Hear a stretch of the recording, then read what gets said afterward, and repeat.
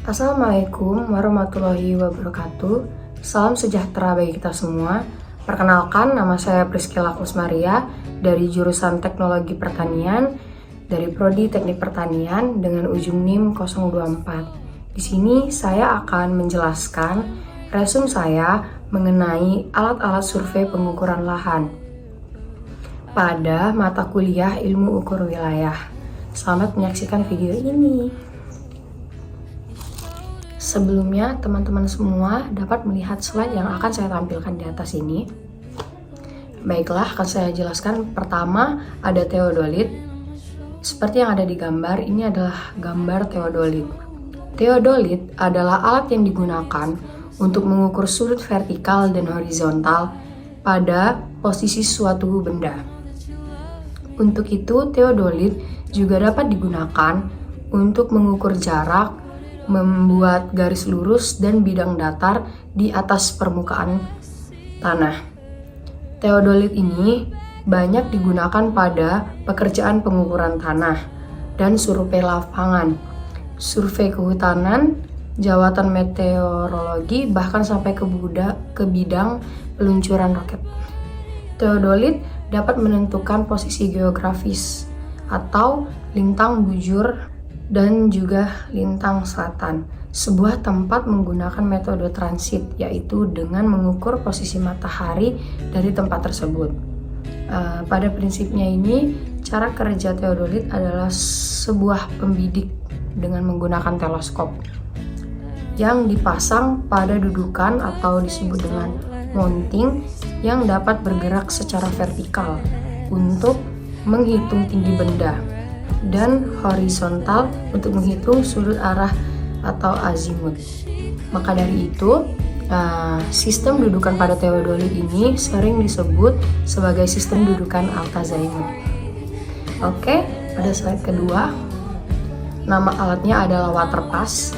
Seperti teman-teman yang pernah ikut praktikum kemarin, kita sudah melihat bagaimana cara mengatur waterpass.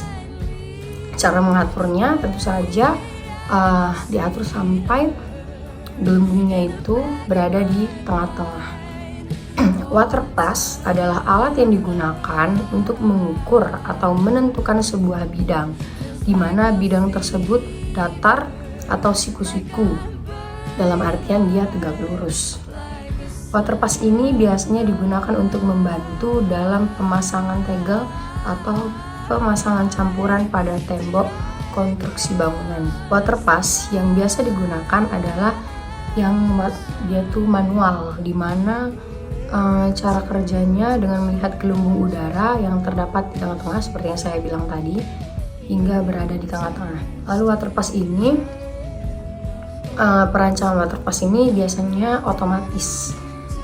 Tentunya sangat penting dengan perencanaan konstruksi penulis dapat memberi gambaran yang lebih jelas dalam proses dengan menggunakan LCD. Oke, pada slide selanjutnya ada yang ketiga, itu ada patokan. Pada surveying atau pengukuran wilayah itu wajib menggunakan patokan. Kenapa menggunakan patokan dari kayu, bukan dari besi? Karena bahan dari kayu itu tuh bersifat lebih murah dan lebih mudah didapat di mana-mana. Lalu surveying ini didefinisikan sebagai ilmu untuk menentukan posisi dari suatu titik ke titik lainnya dalam pengukuran wilayah. Jadi hasil pengukuran itu dipresentasikan dalam peta kontur atau gambar dan skema atau rencana. Misalnya dari titik A ke titik B, dari titik B ke titik C, dari titik C ke titik D, dan titik D ke titik A kembali, seperti itu. Selanjutnya, slide selanjutnya boleh. Rambu ukur. Seperti pada gambar, rambu ukur ini terbuat dari bahan kayu ataupun aluminium.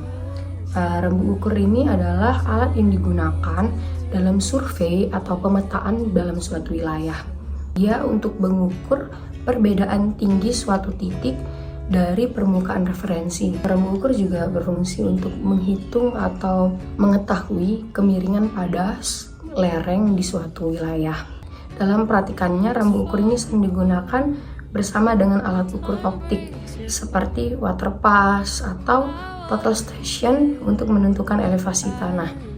Dengan cara menghitung selisih tinggi antara dua titik serta memastikan kesesuaian permukaan dalam pekerjaan konstruksi. Selanjutnya, rambu ukur ini teleskopik yang bisa disesuaikan panjangnya, dan rambu ukur tetap yang digunakan untuk pengukuran lebih stabil. Dengan penggunaan yang tepat, rambu ukur membantu meningkatkan akurasi dan sering digunakan pada proyek teknik sipil ataupun pemetaan wilayah lainnya. Cara membaca rambu ukur itu dalam setiap garusnya itu bernilai 1 cm. Mungkin itu saja yang dapat saya jelaskan tentang alat-alat dalam survei pengukuran lahan. Jika ada kurang kata saya mohon maaf. Semoga video ini juga dapat bermanfaat bagi kita semua dan kita dapat memahami apa itu alat-alat yang digunakan dalam pemetaan suatu wilayah. Terima kasih.